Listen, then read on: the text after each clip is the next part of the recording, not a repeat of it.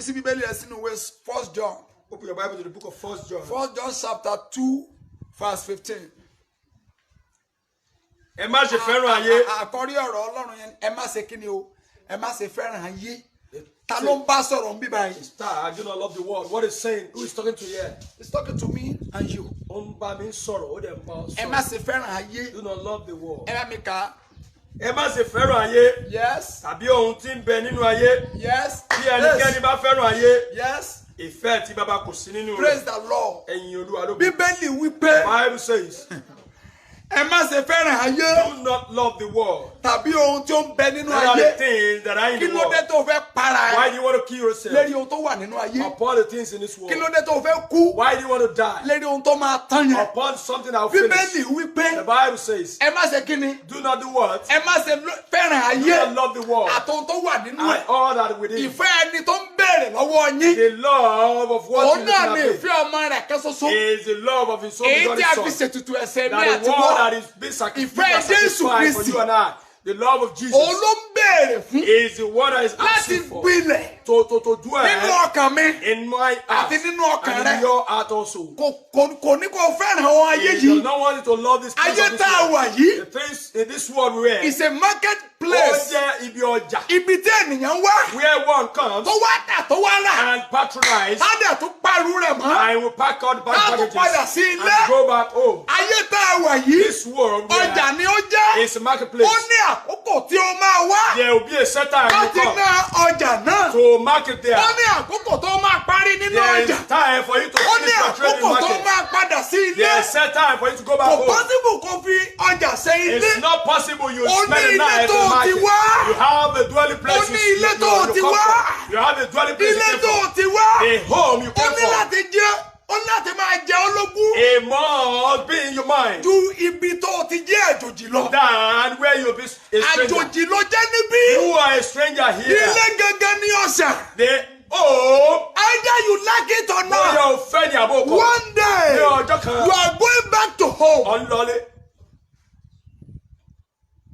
That is the reason why. Ìdí nìyí. Tó ṣe ní wípé God is ẹ said, má ṣe fẹ́ràn Say you don't ayé. love the world Àtọ̀hún tó wà and nínú ẹ̀. all that within Kí it. ni ohun tó wà nínú What ayé? are the things that are within it? Ènìyàn Human àti ilé and àti houses ọrọ̀ and wealth àtọ̀hún ti ayé and yìí other things in àti the world. èṣù. And devil is himself. Torí Bíbélì wípé The Bible says, ó ní àṣírí ipò dágọ́nì náà máa ní he ọ̀run. said we didn't see his A post. lè The sọ̀kalẹ̀.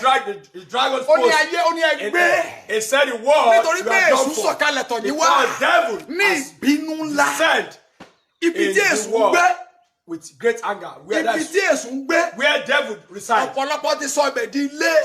So many people have made that place a home. Don't be surprised Má jẹ́ kó yà ọ́ lẹ́nu. for what is happening on this earth. Ohun tó ń ṣẹlẹ̀ ní ayé lọ́wọ́lọ́wọ́. Èṣù ò lè possible kẹ́sù máa gbénu ayé. It's not possible for the devil And you to will be dwelling not in this world. experience all this kind Oh, of they this problem. need faramọ́ gbogbo tó Iṣẹ́ ń èṣù ṣẹlẹ̀. tó máa ń ṣe nìyẹn. That is devil's It's activities. available to do evil. Ó wà lójú iṣẹ́ láti But ṣe when bí. you make yourself available for him, Ṣùgbọ́n tí o bá ti fi ara rẹ kalẹ̀ fún he will do that evil to you. ó máa ṣe bí náà sí That ọ. is the reason why Ìdí nìyí Bible say tí Bíbélì sọ pé ẹ má ṣe fẹ́ràn ayé. do not love the world Ẹ má dẹ̀ fẹ́ràn ohun tó wà nínú and ẹ̀. do not love everything therein.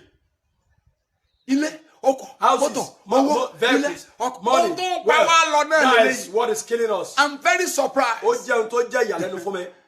Nígbà tí wọ́n bá ní pé kí èèyàn kó máa mú olè, And when they said one should catch a thief, kéèyàn kó lọ arrest olè. one to go and Nígbà hijack a tó thief. débẹ̀ tó arrest olè When he yẹn, got there, I arrested gbogbo the ohun tí thief. àwọn olè jí, ọkọ̀, Everything that the thief stole, wọ́n ní kó gbà á. he said he should collect Ó everything. dẹ̀ wá máa kó sílẹ̀ fún He now brought, he should, ẹni tó ní nǹkan. he should return it back to the owner. Kẹ́ni tó ní nǹkan ó gba nǹkan ẹ̀ padà. For the owner to retrieve his Ó dẹ̀ things. di ogun And it's a fún battlefield. ẹni tán ní kó lọ mú olè. For the person that Láti says kó ẹrù ẹlẹ́rù fún ẹni tó lẹ́rù padà. police a thief to retrieve back the luggage is for the owner. Oh my God.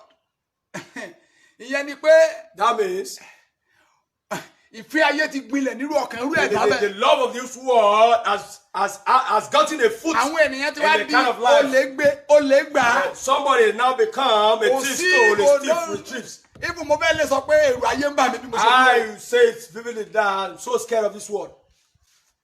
téèyàn bá lè dúró tó dẹ̀ dá májẹ̀mú níwájú àwọn ènìyàn. If one can stand President and make a covenant I will do before people pay, it pẹ̀lú ìbẹ̀rù Ọlọ́run. the word they gave Àti to ti me, man, ènìyàn. share with the fear of God, the fear of humans. Ó dẹ̀ wọnú iṣẹ́ yẹn ó dẹ̀ bẹ̀rẹ̀ sí ní ṣẹlẹ̀ tó wù. Enter into the world and he was bẹ̀rù doing ìbúra tó kú mọ́. rubbish. He is not even afraid of the covenant, the whole Ẹ to má make. ṣe fẹ́ràn ayé. Do not love the world. Bó bá fẹ́ràn ayé If wàá you parun love pẹ̀lú the ayé. world, you perish with the Bó world. bá fẹ́ràn ayé wàá lọ pẹ̀lú If you ayé. love the world, you will go with the world. Gbogbo tó wà nínú ayé tó bá jẹ́ pé ìfẹ́ tó ní nìyẹn. Everything in this world, if it is your Ayé yìí ló máa parí ìrìn that àjò rẹ sí. means your journey will end in this Ìrìn world. àjò rẹ máa parí sínú ayé Your yìí. journey will end in the world. Tó bá jẹ́ wípé If it is ìfẹ́ ayé ń gbé nínú that ọkàn the rẹ. love of this Àtọ̀ world tó dwells ń bẹ in nínú ayé. and all that is in Tó it, bá jẹ́ ìfẹ́ rẹ̀ ló bẹ nínú ọkàn and rẹ. if the love is dwelling in you. Ó ní àwọn tó ń wá owó wọ̀nyí rí. He said the people that seek money, they never see it. No. Rárá, Àwọn tí ò wá gan ló máa wá bá. those that do not seek it, the money will locate them.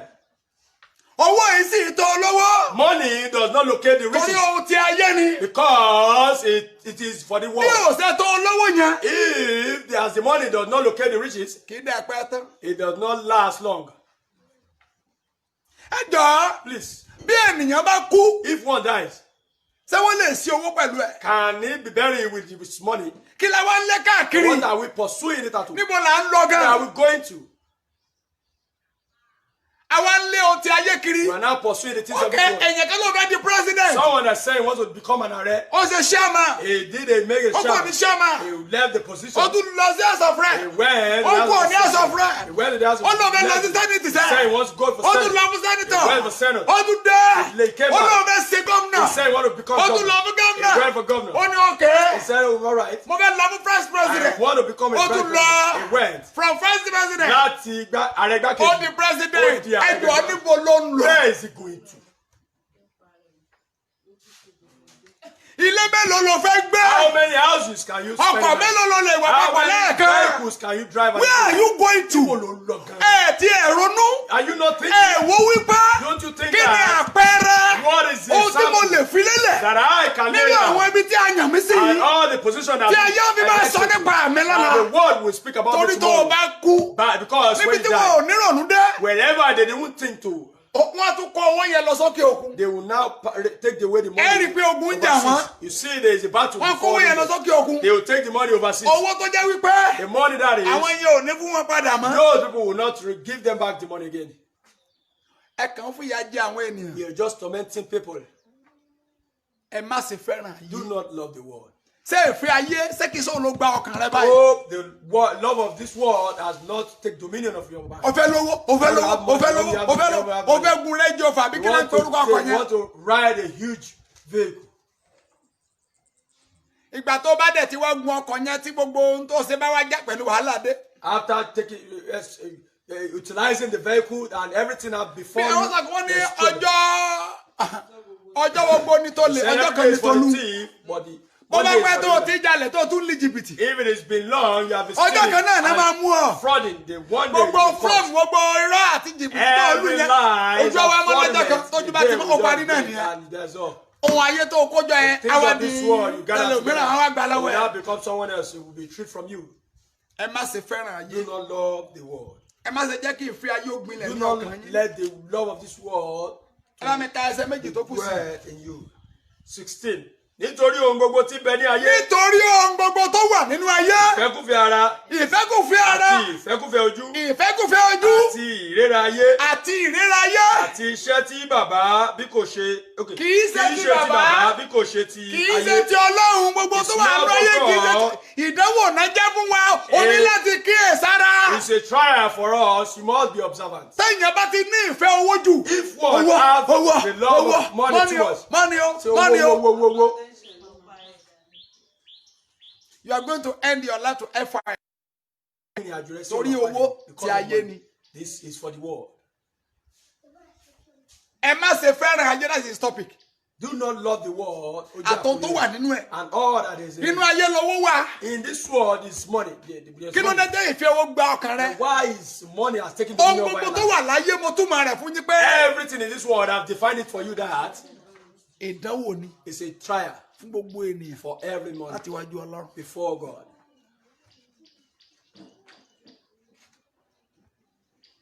Praise the Lord. Ẹ̀yin Olúwa lógo. bó bá ní ìfẹ́ owó bó bá sáré owó títí If you owó have yẹn the máa love padà of pa ọ́ God náà ni. and you pursue money, Tó bá dẹ̀ jẹ́ the money obìnrin will náà end up ló killing you. obìnrin yẹn máa padà pa ọ́ If náà it ni. is fornication, you end Gbogbo up nǹkan tó bá dying. ti nífẹ̀ẹ́ ju Ọlọ́run lọ Everything you love more than God ó máa pa ọ́ will kill you. á rán ọ lọ sọ́run Will àpáàdì. send it to hellfire. Ó ní ẹnikẹ́ni tó bá fẹ́ràn ayé Said anybody that love the world, ìfẹ́ Ọlọ́run kò sí nínú said ẹ̀. the love of Christ is not in him. Ó dẹ̀ ní ẹ kọ́kọ́ wá ìjọba Ọlọ́run ṣáájú He àti òdodo says, rẹ̀. seek ye for the kingdom of God and his righteousness.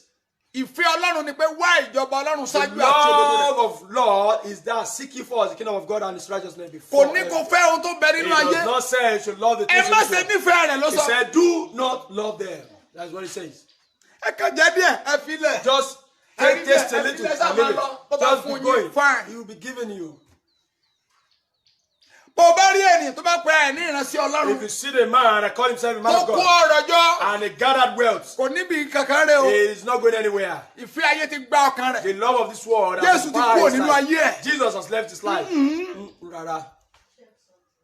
Bẹ́ẹ̀ yẹn bá jẹ́ ìránṣẹ́ Ọlọ́run If one is a true man of God, bí Ọlọ́run bá fún ní owó if God gave him money, kò sí bó ṣe lè máa ná owó yẹn láyé yìí there's no how he could be spending the money on this pẹ̀lú earth. àwọn ènìyàn tó yí ká And the people kò surrounding lè him, rówó kankan kó he jọ will not have any money. because gathered. the more you are giving people will be coming. Bí o ṣe ń fún àwọn ènìyàn ni àwọn èèyàn ṣe máa wá sí i. Ẹni tó fẹ́ ilé wàá fún nílé. But one that Ẹni lack tó ní shelter, ọkọ̀ you ẹni tó give ní him ọkọ̀ wàá fún ní shelter. ọkọ̀. Anybody Àwọn that tó lack ní sẹ́wọ̀n àdínkọ́lá vehicle, you give him vehicle. níbo ló Those fẹ́ that kówó yẹn jọ lack sí. job, you establish them. Where do you want to gather the money Nígbà to? tẹ́nìkan bá ń kówó jẹ tó ní tírílíọ̀nù lọ́wọ́ Where òun. anyone gathers the money and he Oh, has some where are of you money, taking the money people to? then kó lọ gan. Àwọn ọmọ ìjọ lélẹ́yìí wọ́n tó ṣì. The member are Nínú very eléyìí tí wọ́n ní wọ́n á tún mú wá. wherever from the little they Wọ́n náà have, tó sì síbẹ̀. they will bring it. Ìwọ Yes, dẹ̀ ní they gbogbo are ọ̀rọ̀ ayé. languishing, and Kí you ló have wá no wá? worry. Irú wàásù wo ló wá What kind wá? of preaching are Ojú you àwọn now èèyàn preaching ti to fọ́ them? dànù. People are so blind. Nígbà tẹ́ni tó ń wàásù fún yín gan. When one that is Tó preaching kó ọ̀rọ̀ to ayé jọ. Ẹ Yes. bèrè lọ́wọ́ ẹ̀ pé Gathering the ẹ wealth of jọ̀ọ́ this sà world. gbogbo ọ̀dà ẹ̀kọ́jà ibo là ń kó lọ. He is asking that, sir. Ṣé bẹ́ẹ̀ ilẹ̀ ń wàásù ọ̀run fún Where wọn? are you Wọ́n taking all tẹ̀ these ní things to? wàásù ọ̀run fún wọn. They will not preach heaven to them. Ọlọ́run tó fún èèyàn kan ní 1 million. The God that gave someone Tó ní kó 1 million, tọ́jú àwọn he ènìyàn. said, take care of my people. Ẹ rò pé kò ní fún ní mi. Don't you think that Tó he will bá not ti give him ná that bó one? ṣe ní kò ní ẹ máa mú If mi he wá. spend it rightfully, he will Òun ló give ní you gbogbo another. ipá àti agbára. He's the one that has the power might. Wọ́n ní this man, this pastor is a richest. Wọ́n ní ìránṣẹ́ Ọlọ́run jẹ́ ẹni tó ìránṣẹ́ lówó Ọlọ́run. jùlọ láàrin gbogbo àwọn Láyé ìránṣẹ́ Ọlọ́run. Èlíjà Èlísà ó bá gbogbo nọ́sẹ̀sì In the yẹn. life of Elijah, did Ayé you hear what Mósè. kind of rubbish? The kind don't of hear that. life of Moses. Oh, the bone. Even láyé Babalọ́lá. Even the time We of don't hear Babalola. that. Oh, Bàbá boy, Babalọ́lá nílé wọn ló máa fún àwọn tó wà lẹ́yìn ẹni even máa Babalola ẹjọ́ is ẹlọ giving fún you the ṣọ́ọ̀ṣì. house. He will give you. Àwọn tó lọ sí ọ̀run nìyẹn. Those are Àwọn tó lè went to darí heaven. yín síjọba Ọlọ́run Those are nìyẹn. that can drive you to heaven. Ẹ ti fẹ́ràn ayé. Àwọn tó yẹ kó darí yín sọ́dọ̀ Ọlọ́run gan. Those people that are supposed to Ayé. drive you to Inú God. ọjà náà wà rẹ̀ They kó nájà lọ ní ra. they are just patronizing. They don't even think about going back home. Oh, ronú pé wọ́n fẹ́ padà sílé. The Lord will deliver us. Ọlọ́run yóò tú wa sílẹ̀. Ẹ̀rọ mi ka ẹsẹ̀ kan tó kù sí. 17. Yes. Ayé sì ń kọjá lọ. Ayé máa ń kọjá lọ. Àti ìfẹ́kúfẹ́ Àti rẹ̀. gbogbo ìfẹ́kùfẹ́ rẹ̀. Ṣùgbọ́n- Àti iṣẹ́ búburú tí wọ́n ń ṣe nínú rẹ̀. And the evil work they are doing in it. Yes. Ṣùgbọ́n Ṣùgbọ́n- ẹni tí ó bá ń ṣe ìfẹ́ Ẹni Ọlọ́run tó bá ń ṣe ìfẹ́ Olúwa. ni yóò dúró láéláé. Oh my God. Àwọn ni ò ní kú. Those people are Àwọn the ones ni that will ò ní not rí die. ikú. They will not see death. Nígbà tí Jésù bá dé. When Jesus comes, Àwọn ni ò ní rí ikú. those people will not see death. Nígbà tí Jésù bá dé. When Jesus comes, Àwọn ni ò ní rí ikú. those people will not see death. Nígbà tí Jésù bá dé. When Jesus comes, Aláwọn ni ò ní rí I ikú. said those people will not see death. Yes. Bẹ́ẹ̀ni, Ikú ayé yìí is a temporary the one. death of this world ó jẹ́ ohun ikú díẹ̀. Wọ́n lè kú irú ikú yẹn. They can only die in But that way. internal one. Ṣùgbọ́n ikú inú Láyé. rárá, Wọ́n ò ní ikú. they won't Torí die. Jésù ti kú fún wa. Because Jesus has died for us. Ó ti fẹ̀mí rẹ̀ ṣe tutù. He has made his Kì í life. ṣe ikú ayé yìí ni wọ́n ń sọ nípa It's rẹ̀. not the death of this world we're Ikú talking about. ikú ayérayé. He is the everlasting Òun ni death. Jésù kú. He is the one, is the Ó death lè that Jesus jíǹde. died and resurrected. Nígbà tó jíǹde. After Ó ní resurrection, gbàgbé lọ́wọ́ ikú. He said he has Ó ní ikú withdrawn agbára rẹ̀ dà. death from power. Ìsàn òkú agbára rẹ̀ He dà. said death, where's your power? Ó ní ẹnikẹ́ni tó bá Pray, gbà mí where's your power? He gbọ́. said anybody that believes Yóò me, ní ìyè he nínú will rẹ̀. have life. He Kì will yóò kú. say he will not die. Ṣùgbọ́n yóò yè. Because boy, he will live. yóò yè. you will live. So nínú Jésù nìkan In Jesus alone, láti lè rí ìyè. now we can receive Kò this sí ìyè nínú life. ayé yìí o. There is no life in this Nínú world. owó, In the world, nínú money. whatever tó bá ń lé nínú ayé, onírúurú, whatever kò you sí pursue in ìyè this kankan nínú wọn. world. There is no life Ṣùgbọ́n in it. nínú orúkọ Jésù But in Kristi the ti name Násárẹ́tì, of Jesus of òun Nazareth, ni ìyè wà. that is where life Ẹni is. tó fi ẹ̀mí rẹ̀ ṣètùtù. The one that makes his life a Ìràpadà ayé mi sacrificial of àti the ẹ̀yin. redeeming of the life of mine and yours. Nínú rẹ̀ nìkan ni ìyè wà. That in him alone there is life. Òun ló lè fún wa ní ìyè. It's him alone that can Ó ní give ayé us. sì ń kọjá lọ. It's said a Àti war ìlẹ́kùnfẹ́ is passing by rẹ̀. and the Ṣùgbọ́n ẹni lost tí ó thereof. bá ní tí ó bá ń ṣe ìfẹ́ But Ọlọ́run he that doeth the will ni of yóò God dúró láéláé. abideth forever. Àwọn tó ń ṣe ìfẹ́ Olúwa. Those people that do Ṣé the òun will ṣe of ìfẹ́ God, Olúwa? are you doing the love of Ṣé God? ìfẹ́ Olúwa ló ń ṣe? Are you doing the love of If you God? don't deceive yourself, Má ṣe tọ́ra rẹ. you know what you are doing. O mọ tó ń ṣe. You don't need to tell me. O nílò láti sọ fún mi. Either I see you Bóyá mo rí ọ, or I don't see you. àbí mi kò rí ọ. You know. O mọ̀. Mo bá àwọn ọmọ mi sọ̀rọ̀ ní bíá last week. I was talking to my children last week. Mo ní ohunkóhun tí ènìyàn bá ń ṣe I said whatever a human is doing, tó rò pé kò sẹ́ni tó rí ọ. and you see that nobody is seeing you. You are deceiving O yourself. kàn tọ́ra rẹ ni. Ọlọ́run rí ọ. God is seeing Mo you. ní sọ́lọ́run rí wọn, wọ́n ní bẹ́ẹ̀ ni. I asked them that God is seeing Ìyẹn túmọ̀ you. sí pé ohun tó ń ṣe tó rò pé wà ní ìkọ̀kọ̀ yẹn. That means what you're doing that you think that is hidden. Kò sí ní ìkọ̀kọ̀. It's not hidden. Kedere ni. It's Tọ́lọ́run bá transparent ti rí ọ. before God. No problem. Simple Ìtò ṣe that ò way. sí ní ìkọ̀kọ̀. If what you're doing is So not kò sí ohun hidden, ìkọ̀kọ̀ kankan that means there is nothing hidden níwájú Ọlọ́run. before God. So if you are deceiving me, you don't deceiving Tí o God. bá ń tàn mí o, tàn mí o. And you not deceiving yourself. O kò tọ́ra rẹ either. Torí o mọ tó ń ṣe Because you know what you're doing. pé That Ọlọ́run rí ọ. God is seeing you. Whatever you say after me, N tó bá sọ ní Ọlọ́run gbọ́. lẹ́yìn mi. Ohun tó bá sọ lẹ́yìn ẹnìkejì. Whatever you say Ọlọ́run gbọ́. behind the other Tọ́lọ́run bá ti person, gbọ́. God is hearing you. Kò sí nǹkan kan mọ́. If God is hearing you, that means there's no problem. Torí ọmọ Ọlọ́run ni mí. Because I am a Ó child lè of wá God, kó sọ fún mi. He can come and tell me. Praise the Lord. Ẹ̀yin Olúwa lógo. Ẹ bá mi lọ sínú ìwé Matthew 6. Ní pẹ́ máa lọ. We'll soon be going. Matthew 6. Matthew 6:24. Kò sí ẹni tí ó lè sin Olúwa méjì. Kò sẹ́ni tó lè sin Olúwa méjì. Nítorí yálà yóò wá kórìíra ìkan. O lè máa lépa owó kí ìfẹ́ owó gbà nínú ọkàn rẹ. You Kó o dẹ̀ cannot tún be lọ mọ Ọlọ́run máa pursuing lépa Ọlọ́run kò God possible. money. Ìkan ló máa dì You mú. will hold one. Kò possible kó máa lépa owó kan tó máa lépa It's Ọlọ́run. not possible for you to be pursuing money It's not and pursuing possible. God. Ọlọ́run ló máa lépa rẹ̀. Ọlọ́run yẹn wẹ́ fún ọ lówó. God, the God will give you money. O ní ẹwà ìjọba Ọlọ́run sọ́jọ́ àti Then òdodo seek rẹ̀. ye first the kingdom of Owó God. yẹn ó lọ máa fi kún fún ọ ni. He said the money he said he will Kò add ní it kó to wá you. sáyé wá lépa owó. He said he didn't tell you to come Wá to this lépa world and ìjọba Ọlọ́run pursue money. ló sọ fún He ọ. said go and pursue the kingdom of Ó dẹ̀ heaven. ló máa fún ọ He lówó. said he will give you money. Ìlérí ni pé ó máa dá ọ He láre. said promise that he will Kò make you ṣèlérí prosperous. pé kó máa lépa He ọrọ̀. did not promise you for you to be Ọlọ́run pursuing ò wealth. ṣèlérí yẹn o. God did not Ìlérí tó ṣe promise. fún ọ. The promise he gave to you Ó ní pé is that ó lépa ìjọba you Ọlọ́run. pursue the kingdom of heaven. Ó ní kò sí ẹni tó lè ṣe Olúwa méjì. Nítorí yálà yóò kórìíra ọ̀kan yóò sì fẹ́ That èkejì. no one can serve two masters. Yes. For either he will hate one Yes. and love the other. Yes. Ó ní tàbí ohun tí ẹ ó mú. Okay. Or else he will hold on to the one. Ó ní ó ní nítorí Tàbí yóò faramọ́ yóò kan sì yan yóò sì yan èkejì èkejì nípòsí. Ẹ̀yin kò lè sin Olúwa pẹ̀lú mámónì. It's not They possible cannot serve God and mammon. to be a child of God Láti jẹ́ ọmọ Ọlọ́run and to be a child of devil. àti láti Never. jẹ́ ọmọ You will be one side. ọmọ wà ní Nínú ìlà kó kan. jẹ́ alágbèrè. Or you may be a Ọkọ fornicator. má jẹ́ alágbèrè. Or you are Nínú neutral. kó jẹ́ onírọ́. Maybe you may be liar. Ọkọ má jẹ́ onírọ́. Or you are neutral. Wá sí kan. You will do one. You be one side. Kan.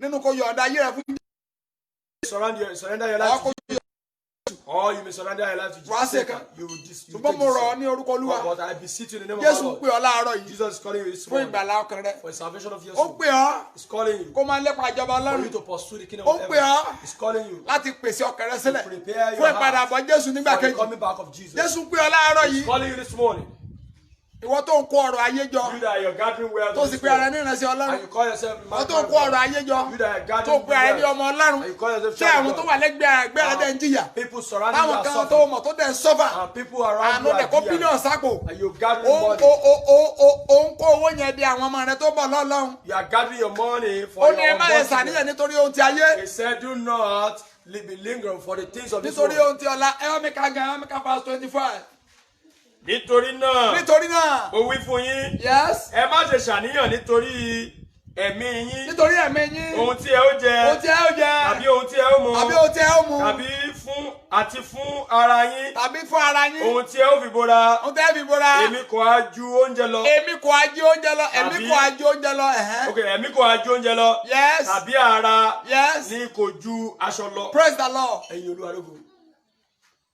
sẹ́tìrì ẹ má ṣàníyàn jíjẹ Do mímu not forsake. kí ni àwọn mi fẹ́ jẹ báyìí Do not be ignorant what you want to eat. with that Pẹ̀lú ohun èyí, so ó lè pèsè oúnjẹ ni can you provide for yourself? you can't provide O ò lè pèsè. you can't provide anything O ò lè pèsè fúnra rẹ. unless God open the door Ó dìgbà tí Ọlọ́run bá là unless sílẹ̀kùn God náà. say I want to bless you Ó dìgbà tí Ọlọ́run bá là kó o fẹ́. you can't be blessed O ò until lè God bless you fún ara rẹ. Ó dìgbà tí so with your power wisdom knowledge and nípa understanding agbára ìmọ̀ òye you rẹ. can't go far O ò lè lọ jìnnà. but with the wisdom and the knowledge Ṣùgbọ́n of nípa God ìmọ̀ by àti the òye grace of Ọlọ́run God, pẹ̀lú oore ọ̀fẹ́ you can go far. ó máa lọ jìnnà. that is it Bó ṣe jẹ́ nìyẹn. so that is why you have to depend yourself to Jesus Christ Ìdí alone. nìyí tó nílò láti gbẹ́kànlé You have to Jésù nìkan. decide follow him O alone. nílò láti pinnu You láti have to tẹ̀lé decide nìkan. that Jesus Christ you are my O nílò savior. láti pinnu pé You are the one that died for me on the olùgbàlà mi, Calvary. wọ́n ló kú fún mi lórí ìgbà I mi. surrender my life to you Ó jọ̀wọ́ ayé mi today. fún ọ lónìí. Take over. Ṣé ìgbà àṣàkóso? That's all. Tó tán.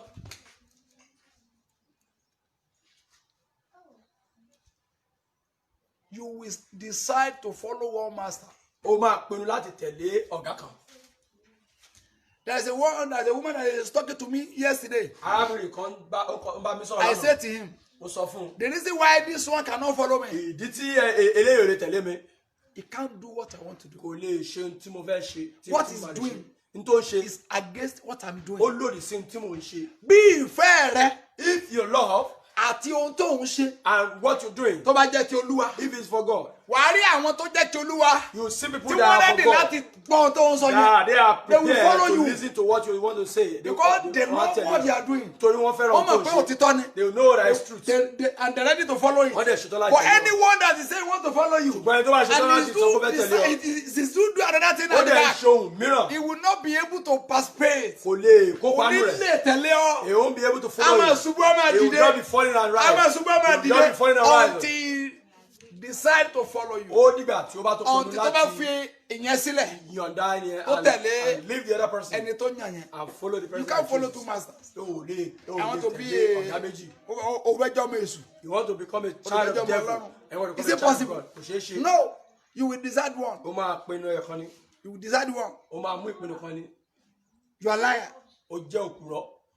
I say you are a child of God. Ó dẹ̀ pọ́ ọmọ Ọlọ́run ló ń And sìn. you are calling God Ó dẹ̀ ń pe to come Ọlọ́run and bless you. láti ìbùkún To fún come ọ. and multiply you. Láti You sọ ọ́ just nílá. be looking at you. What Ó are kàn you máa wọ saying? ẹni pé kí ló ń You sọ. belong to this man. Ó- You don't belong to ó- me. ẹ̀yà àtọ̀hún ló Ó jẹ́ ní òun ẹnu jẹ́ wọn ni ìyàwó. wọ́n fi ń sún mọ́ mi. They said they are closer to me Wọ́n with kà wọ́n very far to me. mouth.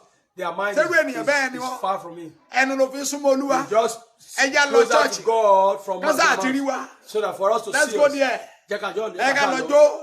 Let's go and Ẹja dance. wégele. Let's Ẹ sá do wo aṣọ outfit. yẹn. Let's Wọ́n gbà maintain níbẹ̀ our lónìí. outfit. They will receive. Ṣé irú ìgbàgbọ́ tí o ní nìyẹn Is nínú that the kind Jésù? of faith you have in Ṣé irú iṣẹ́ Jesus? tí Jésù ṣe ní Calvary fún Is that the ọ? kind of job Jesus did No. for you in Calvary? No. Iṣẹ́ tó lágbára. It's a mighty job. Ó ní orú gbogbo àìṣedéédé wa. He said to pack all our Amúpàdé ní ara rẹ̀ ní Calvary. we make Adé a ní place adé ẹ̀gún. before him in the Calvary. Agún ní ọkọ̀ ẹgbẹ́. Wọ́n tutọ́ sí lára. He splitted it Because of me alone. Torí mi nìkan. Ṣé irú ikú yẹn gbọ́dọ̀ jà lásán lórí ènìyàn? Is that the kind of death go in Irú vain ìjìyà yẹn upon gbọ́dọ̀ jà lásán human? lórí ayé Kind ènìyàn? of suffering should you go in vain Wọ́n upon nà human? á. He was beaten. Gbogbo ara ẹ̀ bẹ̀jẹ̀. His whole Kò body sí was ibì kan ní ara rẹ̀ tí ò ní ẹ̀jẹ̀. splitted with blood. There's Ẹni no, yẹn kú fún mi. The person died for me. Jésù olùgbàlà. Jesus the Savior. He died for me on the Ó Calvary. kú fún mi lórí igi àgbélébùú. And you too. Àti fún wọn náà. Ṣé irú ikú yẹn ló fẹ́ kó jẹ́ sásán? Is that the kind of death you want to go in vain? O fẹ́ fi fornication bà ayé rẹ jẹ́. O fẹ́ fi you want to use. O fẹ́ jẹ́ kí àgbèrè kó bà irú ìyà yẹn jẹ́. You want to let allow fornication to destroy the kind of powerful job and powerful O fẹ́ kí owó bà á jẹ́. For money to destroy it. Àbó orí irú ìfẹ́ tó ní sí wa ni. I can't see the kind of Dàbí pé wá ní ọmọ rẹ̀. that we are calling Ó church fi ẹ̀mí rẹ̀ lélẹ̀. a surrender Fún his ètùtù life ẹ̀ṣẹ̀ nìkan. for a sacrificial of someone's Kó lè di òmìnira. sin for Ká him lè to be dá láre. free. For him to be Àwa dá láre. set free, and he was set Ó wá ń free. wo irú kí yẹn. He was now looking at the kind Take of it for death. granted. Ó kàn mú ní No. No. You must not take it for granted. o gbọ́dọ̀ mú ṣe. O gbọ́dọ̀ mú ní yẹpẹrẹ. O gbọ́dọ̀ yẹ kó lọ lásán. Yes. O ní láti kà á sí. You must value it. O ní láti kà á yẹ. You must value it. Irú ikú yẹn. Kind of death. Ẹlòmíì ó rọrùn láti máa parọ́. Someone is very comfortable to He lie. really care about the death of Lord Jesus Christ on the Calvary. Kò tiẹ̀ rorúkú Jésù tó kú lórí igi àgbélébùú. You will not even think of the death Ìdí of mo Jesus. sọ fún ọ láàárọ̀ yìí That ní is Jésù. what I'm Òun telling náà ni you, kò fi ayé rẹ fún. it's for you to give Kò his kúrò life. nínú ìgbé ayé àgbèrè. Live the kind of Ẹ̀rọ pápá olè life. Live the jíjà. kind of life fornication. Wọ̀bì àrán kan. Ojúlówó Lying. ìsọ̀tẹ̀ ọmọnìkejì. Saying negative word of someone. Ìjọ ọmọnìkejì lẹ́sẹ̀. Ó ṣetán láti gbà If ọ́. you're ready to accept Tó him. bá ṣetán láti gbà. Wherever you are, Kíbi tó bá I wà. want you to think Mo twice fẹ́ kí o ronú. and repent Ìwàdà kó o dẹ̀. and change your way Kó o and come back to him. filànà Today is not too late. Kó padà sí ọ̀dọ̀ rẹ̀. But tomorrow is too late Òní ò pẹ́jù ṣùgbọ́n ọ̀la pẹ́jù. because you can die today. Torí pé o lè kú lèní. The end can come today. Òpin lè dé bá ọ That's what lónìí. can take today. Ah, Jesus Christ that died for you on the Calvary Jésù tó kú fún ẹ lórí ìjà is calling you Ó ń pè ọ́ for salvation. fún ìgbà.